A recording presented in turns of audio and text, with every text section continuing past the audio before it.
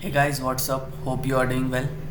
सो आज के इस वीडियो में हम डिस्कस करेंगे पॉलिटी के फंडामेंटल राइट्स में राइट टू फ्रीडम के बारे में। So basically right to freedom article 19 के अंदर डिस्कस किया गया है, जो कि बोलता है protections of certain rights regarding freedom of speech etceteras. So basically article 19 के अंदर हमें 6 राइट्स गिवन है। तो सबसे पहला बात तो हमें ये याद रखना है कि article 19 deals with right to freedom, और इसके अंदर भी हमें कितना दिया गया है राइट्स, तो 6 राइट्स प्रोवाइड किए गए हैं। और ये आपको याद रखना है कि ये सारे के सारे सिटीजन्स को दिए जाते हैं। तो ये 2 इम्पॉर्टेंट बात हो गई। The state can impose reasonable restriction on the enjoyment of this 6 rights, यानी कि ये जो 6 राइट्स है ये रीजनेबल रिस्ट्रिक्शंस लगाए जा सकते हैं इनके ऊपर। यानी कि ये 6 के 6 राइट्स जो है वो स्टेट्स चाहे तो आपको रेस्ट्रिक्ट कर सकता है, और इनके रीजनेबल रेस्ट्रिक्शन से ही यूपीएससी प्रीलिम्स में क्वेश्चन पूछता है। तो बेसिकली सबसे पहले हमें क्या पता चला कि article 19 deals with freedom of right to freedom, जिसके अंदर 6 फंडामेंटल राइट्स दिए गए हैं और ये सिटीजन्स को प्रोवाइड किया गया है, और स्टेट इसके ऊपर रीजनेबल रेस्ट्रिक्शन लगा सकता है। तो सबसे पहला बात तो हमें ये याद करना है। अब एक एक करके इन 6 के 6 फंडामेंटल राइट्स को डिस्कस कर लेते हैं। तो सबसे पहला हमारा आता है right to freedom of speech and expressions, यानी कि ये जो फ्रीडम है ये हमें बोलने की आज़ादी देता है। इंडिया एक डेमोक्रेटिक कंट्री है, यहाँ पे आप खुल के किसी भी चीज़ के ऊपर बात कर सकते हैं। तो बेसिकली आर्टिकल 19A जो है ये freedom of speech and expression के बारे में बात करता है। इसी फ्रीडम्स के चलते आप प्रेस पे कोई भी चीज़ पब्लिश कर सकते हो, आप अपने व्यूज़ को प्रोपोगेट कर सकते हो, यानी कि जो भी आपका सोच है आप उसको खुल के सामने रख सकते हो। Right against tapping telephonic conversations, यानी कि आप देखोगे कि जितने भी बात हो रही है, चाहे वो ऑनलाइन व्हाट्सएप में हो, मैसेजिंग ऐप हो, कॉलिंग हो, तो बेसिकली वो इनक्रिप्टेड रहते हैं, यानी कि कोई भी थर्ड इंसान उनको नहीं पढ़ सकता। ये भी किसके अंदर आता है? Right to freedom of speech and expressions. ठीक है, तो ऐसे काफ़ी सारे राइट्स हैं जो article 19A freedom of speech and expression cover करता है। बट यहाँ पे हमें जो मेन चीज़ याद रखना है कि स्टेट इसके ऊपर रीजनेबल रेस्ट्रिक्शन लगा सकता है। तो स्टेट किस किस ग्राउंड पे रीजनेबल रेस्ट्रिक्शन लगाएगा? तो पहला तो ग्राउंड है सॉवर्जिनिटी एंड इंटीग्रिटी ऑफ इंडिया, यानी कि भारत के सॉवर्जिनिटी, संप्रभुता और इंटेग्रिटी को अगर कोई दिक्कत होगी तो उसके ऊपर आपको रेस्ट्रिक्शन लगाया जाएगा। दूसरा है सिक्योरिटी ऑफ द स्टेट, यानी कि स्टेट के सिक्योरिटी पर्पस से आपके ऊपर रेस्ट्रिक्शन लगाया जा सकता है। थर्ड है friendly relations with foreign states, यानी कि अगर जो कोई फॉरेन स्टेट्स है जिनके साथ हमारा रिलेशन बहुत अच्छा है, तो उसके अगेंस्ट अगर आप कुछ ऐसा बोलते हो जिससे हमारा रिलेशन ख़राब हो सकता है तो उसके ऊपर रेस्ट्रिक्शन लगाया जा सकता है। चौथा होता है पब्लिक ऑर्डर, अगर आपके किसी बात से पब्लिक ऑर्डर यानी कि बेसिकली जो लोगों के बीच शांति है वो भंग हो रहा है तो उसके ऊपर रेस्ट्रिक्शन लगाया जा सकता है। डिसेंसी यानी कि शिष्टाचार, बेसिकली कहीं का अगर आप खराब कर रहे हो तो। Mortality, contempt of court, defamation and incitement to an offence. Defamation यानी कि किसी को नीचा दिखाना। तो बेसिकली टोटल 9 ग्राउंड्स है, टोटल 9 ग्राउंड्स है जिसके ऊपर आपके freedom of speech and expression में रीजनेबल रेस्ट्रिक्शन लगाया जा सकता है। तो ये एक एक रेस्ट्रिक्शन किस चीज़ के ऊपर लगाया जा सकता है आपको याद होना चाहिए। एमसीक्यू में क्वेश्चन यहीं से बनता है। तो सबसे पहले आर्टिकल 19A के अंदर freedom of speech and expression आता है, जिसमें आपको अलग अलग टाइप के फ्रीडम्स दिए गए हैं, और क्योंकि आर्टिकल 19 के ऊपर रीजनेबल रेस्ट्रिक्शन स्टेट लगा सकता है तो यहाँ पे कुछ रीजनेबल रेस्ट्रिक्शंस के बारे में भी बात किया गया है, जो कि टोटल 9 ग्राउंड्स पे लगाया जा सकता है। ये तो हुआ आर्टिकल 19A के बारे में। इसी तरीके से आर्टिकल 19B किस टॉपिक के ऊपर बात करता है? तो ये बेसिकली बात करता है असेंबल पीसफुली विथआउट आर्म्स, यानी कि ये आपको असेंबली, कहीं पे एक जगह पे कलेक्टिव असेंबल होने का राइट्स देता है। जैसे कहीं पे आप पब्लिक मीटिंग्स करना चाहते हो, डेमोन्स्ट्रेशन निकालना चाहते हो, तो ये आर्टिकल 19 बी आपको प्रोवाइड करता है। बट इसके अंदर आप कोई भी स्ट्राइक नहीं कर सकते, ये आपको स्ट्राइक का राइट्स नहीं देता है। और दूसरा बात है कि ये खाली पब्लिक लैंड पे आप कर सकते हो, यानी कि आप पीसफुल असेंबल होना चाहते हो विथआउट आर्म्स, या आप कोई डेमोन्स्ट्रेशन करना चाहते हो, आप किसी के घर के अंदर नहीं कर सकते। यानी कि ये राइट्स प्राइवेट प्रॉपर्टी के ऊपर एग्जीक्यूटेबल नहीं है, ये खाली पब्लिक के ऊपर है। यानी कि पब्लिक ग्राउंड, पब्लिक हॉल्स, यहाँ पे आप कर सकते हो। यानी कि बिना किसी हथियार के अगर आप पीसफुली कहीं मीटिंग ऑर्गेनाइज करना चाहते हो, शादी पार्टी करना चाहते हो, तो ये आर्टिकल 19 बी से आपको राइट्स मिलता है। बट अगेन यहाँ भी कुछ रीजनेबल रेस्ट्रिक्शंस लगाए जा सकते हैं। वो रीजनेबल रेस्ट्रिक्शंस क्या है? तो again sovereignty, integrity of India and public order, यानी कि यहाँ पे 2 ग्राउंड्स पे आपके ऊपर रेस्ट्रिक्शन लगते हैं। तो हमें ये याद रखना है कि freedom of speech and expression हमारे को 9 ग्राउंड्स पे रीजनेबल रेस्ट्रिक्शन लगा रहे थे, but sovereignty and integrity of public order यानी कि आर्टिकल 19 बी के ऊपर रेस्ट्रिक्शन मात्र 2 रीजनेबल रेस्ट्रिक्शन लगते हैं, एक तो पब्लिक ऑर्डर और एक सॉवर्जिनिटी एंड इंटीग्रिटी ऑफ इंडिया। तो ये तो हो गया आर्टिकल 19 बी के बारे में, जो कि आपको असेंबल होने का राइट्स देता है विथआउट एनी आर्म्स। यहीं पे हमारा 19 सी फंडामेंटल राइट्स, आर्टिकल 19 सी के बारे में देख लेते हैं, जो कि आपको फॉर्म्स, एसोसिएशंस और यूनियंस विद कोऑपरेटिव सोसाइटीज, यानी कि ये आपको किसी एसोसिएशंस को बनाने का राइट्स देता है। आप अगर किसी टाइप्स के एसोसिएशन को बनाना चाहते हो, कोऑपरेटिव सोसाइटी बनाना चाहते हो, तो आप आर्टिकल 19 सी के इस्तेमाल करके आप बना सकते हो। इसी के तहत आप किसी पॉलिटिकल पार्टी का फॉर्मेशन कर सकते हो, किसी कंपनीज का फॉर्मेशन कर सकते हो, किसी ऑर्गेनाइजेशन को बना सकते हो, ठीक है। साथ ही साथ इसके अंदर आपको ये भी राइट्स मिलता है कि आप अगर किसी ऑर्गेनाइजेशन को नहीं ज्वाइन करना चाहते हो तो आप उसे नहीं ज्वाइन कर सकते। जैसे एक बहुत बड़ा ऑर्गेनाइजेशन है राष्ट्रीय सेवक संघ, RSS, ठीक है। तो ये जो एसोसिएशन बना होगा ये किसके अंदर? आर्टिकल 19 सी के अंदर बना होगा, ठीक है।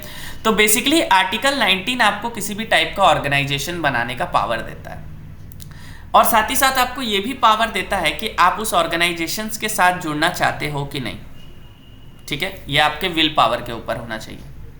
हमें एक चीज याद रखना है कि ये आर्टिकल 19 सी रिकॉग्नाइजेशन का पावर नहीं देता है, यानी कि किसी भी रिकॉग्नाइजेशन के लिए आप इसे फंडामेंटल राइट्स नहीं बोल सकते। जैसे कोई ऑर्गेनाइजेशन है, आप उसको ये नहीं बोल सकते कि इसको रिकॉग्नाइजेशन दीजिए, ठीक है। तो right to obtain recognisation of an association is not a fundamental right, यानी कि रिकॉग्नाइजेशन उसको मिलेगा या नहीं मिलेगा ये फंडामेंटल राइट्स के अंदर नहीं आता है। अगेन यहाँ पे रिस्ट्रिक्शन लग सकते हैं, sovereignty, integrity of India, public order and mortality. 3 grounds पे आपके ऊपर रेस्ट्रिक्शन लगाए जा सकते हैं, 3 ग्राउंड्स के ऊपर, sovereignty, integrity of India, public order and mortality. तो यहां तक तो बात हो गया आर्टिकल 19 सी तक, जो कि एसोसिएशन बनाने का पावर देता है। Now coming on to article 19 D, जहां पे आपको पावर मिलता है move freely throughout the territory of India, यानी कि भारत के अंदर और साथ ही साथ भारत के बाहर घूमने की आजादी, ठीक है। तो right to move out of the country comes under article 21। ये जो है, जैसे कि आर्टिकल 19 डी जो है ये खाली भारत के अंदर घूमने की आजादी देता है, भारत से बाहर जाने की आजादी आर्टिकल 21 देता है, protection of life and personal liberty. ये हम लोग डील करेंगे, बहुत मेजर डिफरेंस है, क्वेश्चन पूछा जा सकता है। आर्टिकल 19 डी खाली इंडियन कॉन्टिनेंट्स के अंदर, यानी कि पूरे के पूरे भारत के अंदर आप कहीं भी जा सकते हो। आपको जम्मू कश्मीर जाना है, आपको कन्याकुमारी जाना है, आपको गुजरात जाना है, आपको अरुणाचल प्रदेश जाना है, कहीं भी जाना है, आप भारत के अंदर फ्रीली मूव कर सकते हो। बट भारत के बाहर जाने वाला जो राइट्स है वो आर्टिकल 21 के अंदर आता है, ये आपको याद रखना है। यहां पर भी 2 ग्राउंड्स के ऊपर आपके ऊपर रेस्ट्रिक्शन लगाया जा सकता है। पहला ग्राउंड है इंटरेस्ट ऑफ जनरल पब्लिक, यानी कि आपके मूवमेंट से आम लोगों को कोई दिक्कत ना हो, and the protection of interest of any scheduled tribes, यानी कि अगर आप किसी ऐसे जगह पे जा रहे हो जो कोई शेड्यूल एरिया है, जैसे सपोज नागालैंड एक शेड्यूल्ड एरियाज है, बेसिकली वहां पे ट्राइब्स कल्चर है, तो अगर ट्राइब्स के इंटरेस्ट को कोई दिक्कत होगा तो वहां पे आपको रेस्ट्रिक्शन लगाया जा सकता है स्पेशल पर्पस में। अब जैसे कोई पागल इंसान है, वो freely throughout the territory अगर घूमना चाहेगा तो उससे जनरल पब्लिक्स को कहीं ना कहीं दिक्कत होगी, तो उसके ऊपर रेस्ट्रिक्शन लगाया जा सकता है। साथ ही साथ कोर्ट ने यह भी बोला कि प्रोस्टिट्यूट्स और पर्सन अफेक्टेड फ्रॉम एड्स के ऊपर भी रेस्ट्रिक्शन लगाया जा सकता है। तो ये भी एक बहुत इंपॉर्टेंट पॉइंट है, यानी कि रेस्ट्रिक्शन या तो इंटरेस्ट ऑफ जनरल पब्लिक्स या प्रोटेक्शन और interest of any scheduled tribes, किसी शेड्यूल्ड ट्राइब्स या फिर जनरल पब्लिक के इंटरेस्ट को अगर कोई दिक्कत होता है तो आपके ऊपर रेस्ट्रिक्शन लगाया जा सकता है। और प्रोस्टिट्यूट्स और पर्सन अफेक्टेड फ्रॉम एड्स, इनके ऊपर भी रेस्ट्रिक्शन लगाया जा सकता है due to general public and public morals value के ऊपर। अब आर्टिकल 19D तो मूवमेंट का बात किया। अब अगर भारत के अंदर अगर आपको कहीं पे परमानेंट या टेम्पररी रिसाइड करना है, रहना है, तो वो भी आर्टिकल 19E के अंदर आपको प्रोवाइड किया जाता है। ठीक है, आर्टिकल 19E के अंदर reside and resettle in any part of territory of India, यानी कि भारत में कहीं भी अगर आप परमानेंट या टेम्पररी कुछ समय के लिए रहना चाहते हो तो वो आर्टिकल 19E आपको प्रोवाइड करता है। यहां पर भी दो फैक्टर्स को ध्यान रखा जाएगा, interest of general publics and protection of interest of any scheduled tribes, यानी कि कहीं ना कहीं जो रेस्ट्रिक्शंस है वो रीजनेबल रेस्ट्रिक्शन आर्टिकल 19D और आर्टिकल 19E का कॉमन है, तो आपको एक ही साथ दोनों याद कर लेना है। ये तो हो गया रहने का बात। अब आप कहीं भी रहोगे तो आपको कुछ प्रोफेशन भी करना होगा। ठीक है, प्रोफेशंस भी आप कुछ करोगे, बिजनेस करोगे, तो उसकी आज़ादी आपको कहाँ से मिलती है? तो उसकी आज़ादी आपको आर्टिकल 19F देता है कि पहले तो आप कहीं घूमने गए, फिर आप कहीं बस गए हो, अब बस गए हो तो आपको कुछ रोजगार चाहिए, आप कुछ या तो बिजनेस करोगे या कुछ ऑक्यूपेशन करोगे, प्रोफेशन चलाओगे, तो उसकी भी आज़ादी आपको आर्टिकल 19F देता है।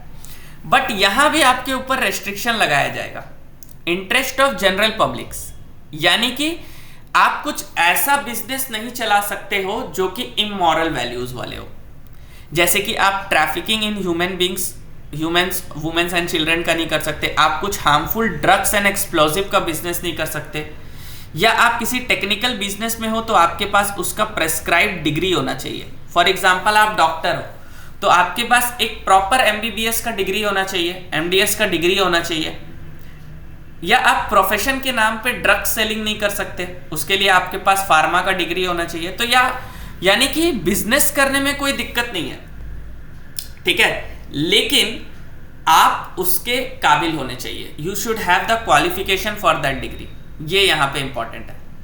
ठीक है, साथ ही साथ state is empowered to carry on by itself any trade business etcetera exclusion, यानी कि स्टेट चाहे तो वो भी किसी बिजनेस में एंटर कर सकता है, यहां पे मोनोपोली का कोई सिचुएशन क्रिएट नहीं होगा। तो बेसिकली आर्टिकल 19 क्या क्या चीज के बारे में बात किया? पहला तो freedom of speech and expression, बोलने की आजादी, जो कि 9 ग्राउंड्स पे रीजनेबल रेस्ट्रिक्शन लग सकता था। Sovereignty, integrity of India, security of state, friendly relation with neighbouring state, incitement of an offence, public order, morality, contempt of court, decency and your defamation, ये 9 ग्राउंड्स पे आपके ऊपर रेस्ट्रिक्शन लगा।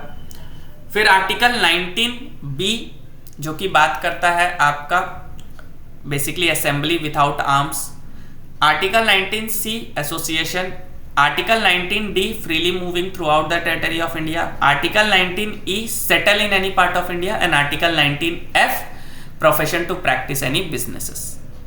तो ये कंप्लीट आर्टिकल 19 के बारे में बात हुआ। ठीक है, प्रीलिम्स में इससे जनरली क्वेश्चंस इसके रेस्ट्रिक्शन, रीजनेबल रेस्ट्रिक्शंस के ऊपर ही पूछे गए आज तक। अब आते हैं आर्टिकल 20 के ऊपर। आर्टिकल 20 किस चीज के बारे में बात करता है? तो ये बात करता है protection in respect of conviction for offence, यानी कि अगर आपने कुछ ऑफेंस किया है तो पुलिस आपको कन्विक्ट करेगी, आपको जेल ले जाएगी। तो वहां पे भी आपको कुछ प्रोटेक्शंस मिलते हैं, यानी कि अरेस्ट के समय भी आपको सर्टेन प्रोटेक्शन प्रोवाइड किया जाता है। तो article 20 basically protection in respect of conviction for an offence. माना कि आपने कुछ ऑफेंस किया है, बट वो ऑफेंस के लिए आपको अरेस्ट भी किया गया, बट वहां भी कुछ प्रोटेक्शंस आपको दिए जाएंगे। ठीक है, तो क्या है? It grants protections against arbitrary and excessive punishment to an accused person. Example से समझते हैं कि एक इंसान है जिसने छोटा सा चोरी किया है, ठीक है, उसने मामूली सा एक छोटा चोरी किया है, पुलिस ने उसको अरेस्ट कर लिया। अब पुलिस उसको ले जाके बेसिकली पहले कोर्ट ट्रायल रखेगी या जो भी पनिशमेंट है, बट पुलिस उसको ये नहीं कर सकती कि लॉकअप में बंद करके उसको जितना मन उतना मारे। दिस इज नॉट, यहीं पे आता है आर्टिकल 20। अगर पुलिस उसको थोड़ा सा भी टच करती है, कंट्रोल करने के लिए हल्का मार सकती है, बट ये नहीं कि उसको मार के उसके मतलब डैमेज नहीं पहुंचा सकती है। ये आर्टिकल 20 बोलता है, protection in respect of conviction for offence. ठीक है, तो एक एक्यूज्ड पर्सन को भी एक्सेसिव पनिशमेंट या आर्बिट्रेरी मनमाने ढंग से पनिशमेंट आप नहीं दे सकते। पनिशमेंट इज की पनिशमेंट दो, but it should not be arbitrary and excessive punishment. जितना प्रेस्क्राइब्ड है लॉ के अंदर, आप उसको उतना ही पनिशमेंट कर सकते हो। तो यहां पे 3 चीजों को हमें समझना होगा। पहला है एक्स पोस्ट फैक्टो लॉ, दूसरा है डबल जियो पार्डी, और तीसरा है सेल्फ इंक्रिमिनेशन। पहला समझते हैं एक्स पोस्ट फैक्टो लॉ। इसका मतलब है कि आपने जिस समय कोई क्राइम किया है और उस समय जो पनिशमेंट आपको अकॉर्ड हुआ, फ्यूचर में अगर उससे रिलेटेड कुछ पनिशमेंट में चेंजेस आते हैं तो वो फिर से आपके ऊपर अप्लाई नहीं होंगे। इसको एक एग्जांपल से समझते हैं कि आपने किसी का मर्डर कर दिया, ठीक है, आपने किसी का मर्डर कर दिया। उस समय लॉ के अंदर यह सजा था कि मर्डर के लिए आपको 10 इयर्स का इंप्रिजमेंट होगा। 10 ईयर का इंप्रिजमेंट होगा, उस समय कंडीशंस लॉ के अंदर ऐसे लिखे हुए थे। लेकिन 2 साल के बाद मर्डर करने पे सजा को कर दिया गया 20 साल। ठीक है, तो क्या ये 20 साल आपके ऊपर भी लागू होगा? नहीं। क्रिमिनल केसेस में एक्स पोस्ट फैक्टो लॉ काबिल मतलब एप्लीकेबल नहीं होता है। यानी कि आपको जो सजा एक बार मिल गया, अगर फ्यूचर में उस सजा से रिलेटेड कुछ भी चेंजेस होते हैं तो वो आपके ऊपर अप्लाई नहीं होंगे। ठीक है, बट एक चीज हमें याद रखना है कि सिविल और क्रिमिनल, सिविल और टैक्स लॉ में ये एप्लीकेबल होता है। यानी कि टैक्स अभी कुछ और चल रहा है, फ्यूचर में टैक्स लॉ बढ़ेगा तो आपके ऊपर तुरंत एप्लीकेबल हो जाएगा, बट क्रिमिनल लॉ में x post facto law applicable नहीं होता है। जिस समय आपने कोई क्राइम किया है उस समय उसका जो सजा है वही आपको मिलेगा। फ्यूचर में अगर उससे कुछ चेंजेस होता है तो वो आपके ऊपर एप्लीकेबल नहीं होगा। दूसरा है नो डबल जियोपार्डी, यानी कि आपको एक ही क्राइम के लिए एक बार से ज्यादा पनिशमेंट नहीं दिया जा सकता है। ठीक है, सपोज कीजिए कि आपने कहीं पे कोई एक चोर है जो कहीं पे चोरी करता है और उसे पहले ट्रायल पे जज 5 साल का सजा सुनाता है, बट फर्दर इन्वेस्टिगेशन होता है तो पता चलता है कि उसने और कुछ क्राइम किया है उस केस से रिलेटेड, तो अब उसके सजा को बढ़ाया नहीं जा सकता। यानी कि एक क्राइम करने पे जो उसको पहला सजा मिल गया वही उसके लिए फाइनल पनिशमेंट होगा, उसके बाद उसके सजा को चेंज नहीं किया जा सकता। ठीक है, departmental inquiries are however not treated as violation of this principle. Departmental inquiries यानी कि किसी ऑफिसर्स के ऊपर, अगर कोई करप्ट ऑफिसर है उसके ऊपर कुछ चार्जेस लगाए गए हैं तो वहां पे ये चीज एप्लीकेबल नहीं होता है, ये खाली क्रिमिनल्स लॉ के ऊपर एप्लीकेबल होता है। तो यानी कि एक क्राइम के लिए आपको एक बार से ज्यादा पनिशमेंट नहीं मिल सकता है। वहीं पे आर्टिकल 20 के अंदर आता है सेल्फ इंक्रिमिनेशन, यानी कि आपको आपके अगेंस्ट ही गवाही देने के लिए फोर्स नहीं किया जा सकता। आपने कोई क्राइम किया है तो आपको आपके अगेंस्ट ही गवाही नहीं दिलवाया जा सकता। ठीक है, ये ओरल और डॉक्यूमेंट्री एविडेंस पे ही काम करता है। अगर जरूरत पड़ी तो आपका ब्लड स्पेसिमेन, थंब एक्सप्रेशंस, ये सब लिए जा सकते हैं। तो बेसिकली सेल्फ इंक्रिमिनेशन का मतलब होता है कि खुद के अगेंस्ट ही आप क्या कर रहे हो, गवाही दे रहे हो कि हाँ मैंने ये चीज किया है। ठीक है, तो ये बहुत इंपॉर्टेंट होता है, इसको हमको समझना होगा। यहां तक क्लियर है? तो हमने आर्टिकल 19 और आर्टिकल 20 को कवर कर लिया। अब आते हैं आर्टिकल 21 पे। वैसे आर्टिकल 21 जो है ये तो one of the most important article है। ठीक है, आर्टिकल 21 क्या बोलता है? Protection of life and personal liberty, यानी कि ये आपके लाइफ और पर्सनल लिबर्टी, फ्रीडम का प्रोटेक्शन करता है। ठीक है, ये लॉ क्या बोलता है कि no person shall be deprived of his life and personal liberty except according to procedure established by law, यानी कि किसी के भी लाइफ या पर्सनल लिबर्टी को डिप्राइव नहीं किया जा सकता एक्सेप्ट जो प्रोसीजर लॉ में एस्टैब्लिश किया गया है। यहां पे बेसिकली ना दो कॉन्सेप्ट होता है। एक कॉन्सेप्ट तो आपका है प्रोसीजर एस्टैब्लिश्ड बाय लॉ, और एक कॉन्सेप्ट होता है due process of law. Due process of law, इन दोनों में बेसिक डिफरेंस क्या है मैं बता देता हूं। वैसे आर्टिकल 21 अपने आप में एक बहुत बड़ा आर्टिकल है। प्रोसीजर एस्टैब्लिश्ड बाय लॉ क्या बोलता है कि अगर किसी भी लॉ को एक प्रोसीजर को फॉलो करके बनाया गया है, अगर किसी लॉ को पार्लियामेंट ने बनाया है और प्रॉपर प्रोसीजर को फॉलो करते हुए बनाया है, तो आप उसको चैलेंज नहीं कर सकते कि ये अनरीजनेबल है या फिर ये अनफेयर है या अनजस्ट है। यानी कि आर्टिकल 21 में जो due procedure establish by law है, ये सीधा सीधी ये बोलता है कि अगर पार्लियामेंट किसी भी लॉ को बनाती है तो आप उसको चैलेंज नहीं कर सकते हो। वहीं पे ड्यू प्रोसेस ऑफ लॉ ये बोलता है कि प्रोसीजर एस्टैब्लिश बाय लॉ जो है उससे इंपॉर्टेंट है ये चेक करना कि लॉ प्रॉपरली जस्टिस उसमें मिल रहा है कि नहीं, यानी कि कहीं लॉ में कुछ अनजस्ट तो नहीं है। तो due process of law American concept है, ये अमेरिकन कॉन्सेप्ट है। वहीं पे प्रोसीजर एस्टैब्लिश बाय लॉ ये ब्रिटिश कॉन्सेप्ट है। यहां पे ये बोला जाता है कि अगर एक लॉ को तैयार किया गया प्रॉपर प्रोसीजर को फॉलो करके तो उसको चैलेंज नहीं किया जा सकता, but due process of law में लॉ को चैलेंज किया जा सकता ऑन द ग्राउंड कि it is unreasonable, unjust, unfair. तो इसके लिए हम दो इंपॉर्टेंट केसेस को लेते हैं। एक गोपालन केस 1950, जहां पे सुप्रीम कोर्ट ने ये बोला, supreme court held that the protection under article 21 is available only against arbitrary executive actions and not against arbitrary legislative actions, यानी कि ये खाली आर्बिट्री एग्जीक्यूटिव एक्शंस के अगेंस्ट है। यानी कि एग्जीक्यूटिव अगर कुछ मनमाने ढंग से एक्शन लेता है तो उसके अगेंस्ट है, लेजिस्लेटिव एक्शन के अगेंस्ट नहीं है, क्योंकि लेजिस्लेटिव एक्शन एक प्रोसीजर एस्टैब्लिश बाय लॉ से बनता है। तो यहां पे सुप्रीम कोर्ट ने नैरो इंटरप्रिटेशन लिया, आर्टिकल 21 का बहुत ही छोटा इंटरप्रिटेशन लिया कि ये आर्टिकल 21 खाली आर्बिट्री एक्शंस ऑफ एग्जीक्यूटिव के ऊपर है। लेजिस्लेचर अगर कोई भी लॉ बनाता है तो उसको आप चैलेंज नहीं कर सकते हो। फिर यहां एक फेमस मेनका गांधी केस आता है, ठीक है।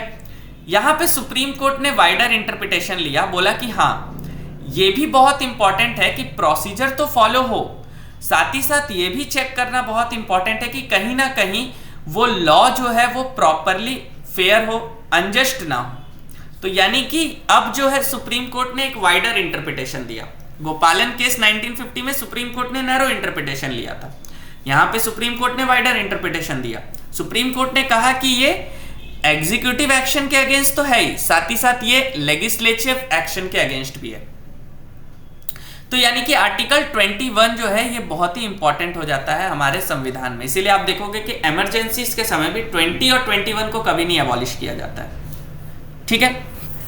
आर्टिकल 21 के अगेंस्ट काफी सारा चीज है जो कि यहां सुप्रीम कोर्ट ने बताया कि इसके अंदर आता है। बेसिकली आर्टिकल 21 के अंदर काफी सारा चीज है जो कि आता है और इसमें कंटिन्यूअसली ऐड किया जाता है नए नए चीजों को। जैसे कि आप देखोगे तो राइट टू इंफॉर्मेशन भी 21 के अगेंस्ट आया, एजुकेशन भी 21 में आया, right to shelter, right to livelihood, right to privacy, ये जो सारा इंक्रिप्टेड चीज है व्हाट्सएप वगैरह का, यही right to health, free legal aid, electricity. तो कहीं ना कहीं इन्वायरमेंट, क्लीन इन्वायरमेंट, ये आर्टिकल 21 लिविंग डॉक्यूमेंट के रूप में देखा जाता है। आप इंडिया से बाहर जाओगे वो भी आर्टिकल 21 में आपको दिया गया freedom to move outside the territory of India. तो बेसिकली आर्टिकल 21 एक बहुत ही इंपॉर्टेंट आर्टिकल है हमारे संविधान का। तो ये तो हुआ आर्टिकल 21 का बात। इसके बाद आर्टिकल 21 में ही ए ऐड किया गया था, यानी कि 21 ए पहले एग्जिस्ट नहीं करता था, इसको 86th कॉन्स्टिट्यूशनल अमेंडमेंट एक्ट 2002 के तहत ऐड किया गया, राइट टू एजुकेशन।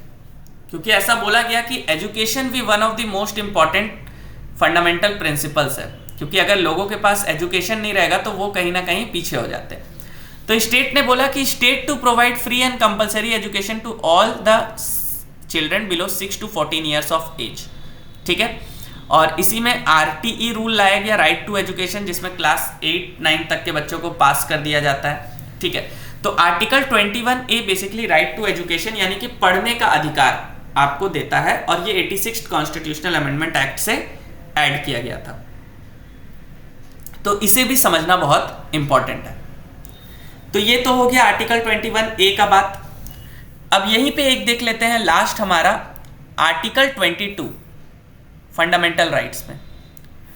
आर्टिकल 22 जो है बेसिकली ये बात करता है protection against arrest and detention. ये दो चीजों के बारे में बात करता है, अरेस्ट एंड डिटेंशन। अब यहां पे एक बहुत इंपॉर्टेंट बात आपको समझना होगा कि डिटेंशन दो टाइप का होता है। डिटेंशन जो है ये दो टाइप्स के होते हैं। एक होता है नंबर 1, आपका जो डिटेंशन होता है that is your punitive detention, punitive detention. और नंबर 2 जो डिटेंशन होता है वो होता है प्रिवेंटिव डिटेंशन, प्रिवेंटिव डिटेंशन। अब दोनों में डिफरेंस क्या है? डिटेंशन का मतलब होता है कि आपको कहीं पे डिटेन करके रखा जाएगा। तो एक तो हो गया प्यूनिटिव डिटेंशन, यानी कि जब आपने कोई ऑफेंस कर दिया है, आपने कोई ऑफेंस कमिट कर दिया है, तब आपको पुलिस क्या कर सकती है? डिटेन करके रख सकती है। और सेकंड होता है प्रिवेंटिव, यानी कि अभी आपने कोई क्राइम किया नहीं है बट पुलिस को यह पता चल गया है कि कहीं ना कहीं आप कुछ क्राइम करने वाले हो, तो आपको प्रिवेंटिव डिटेंशन में रखा जाएगा। ठीक है, तो यानी कि ये right to arrest and detention ये दो टाइप का होगा। एक ऑर्डिनरी केस यानी कि प्यूनिटिव, जब आपने कोई क्राइम कर दिया है, और एक प्रिवेंटिव यानी कि अभी आपने क्राइम किया नहीं है लेकिन ऐसा पुलिस को इंफॉर्मेशन मिला है कि आप क्राइम करोगे। तो पहले वाले केस में आपको क्या क्या बताना होगा? सबसे पहले आपको बताना होगा कि किस ग्राउंड पे आपको अरेस्ट किया जा रहा है, यानी कि आपको जिस भी कारण से अरेस्ट किया जा रहा है वो पहले बताना होगा। साथ ही साथ आपके पास ये राइट रहेगा कि आप अपने कंसल्ट कर सकते हो एक डिफेंडर या लीगल प्रैक्टिशनर को, यानी कि आप एक लॉयर को हायर कर सकते हो। दूसरा राइट रहेगा 24 आवर्स के अंदर आपको डिस्ट्रिक्ट मजिस्ट्रेट के पास ले जाना होगा, एक्सक्लूडिंग द जर्नी टाइम, यानी कि ट्रैवलिंग के टाइम को हटा के 24 आवर्स के अंदर आपको डिस्ट्रिक्ट मजिस्ट्रेट के पास हाजिर करना होगा। फिर आगे क्या करना है वो डिसीजन लेगा। और अगर डिस्ट्रिक्ट मजिस्ट्रेट बोलता है कि इसको डिटेन करने का कोई कारण नहीं है तो इसको रिलीज कर दिया जाता है 24 आवर्स के बाद।